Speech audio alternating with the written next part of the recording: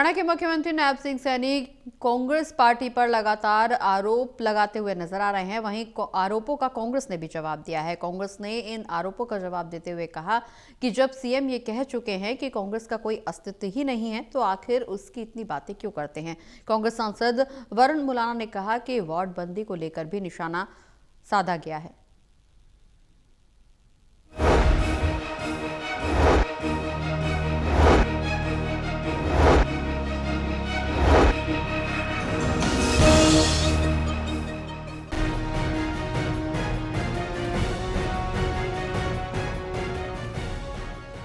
हरियाणा के मुख्यमंत्री नायब सिंह सैनी ने मंगलवार को कांग्रेस पार्टी पर लगाए गए आरोपों का कांग्रेस के सांसद वरुण मुलाना ने जवाब दिया। उन्होंने कहा कि सीएम सैनी को कांग्रेस पर सवाल उठाने से पहले ये जवाब देना चाहिए कि आखिर वो हरियाणा के हितों की आवाज कब उठाएंगे।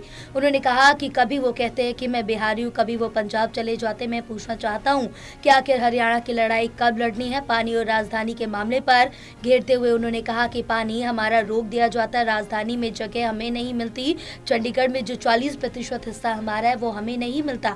सरकार ऊपर भी बीजेपी की है, नीचे भी बीजेपी की है। पहले तो हमारे जो प्रदेश के मुख्यमंत्री जी हैं नायब सिंह जी, वो ये बताएं कि वो हरियाणा की हितों की लड़ाई कब लड़ेंगे।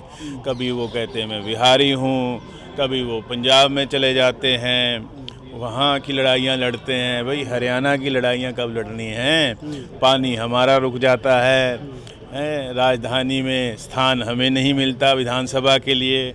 जो मौजूदा बिल्डिंग है उसके अंदर जो हमारा न्याय वाला 40% हिस्सा है वो हमें नहीं मिलता। सरकार ऊपर भी बीजेपी की है, नीचे भी बीजेपी की है। भाई हरियाणा के हितों की लड़ाई कब लड़ी जाएगी। कभी मैं बिहारी हूँ, कभी मैं पंजाब से लड़ाई लड़ूंगा।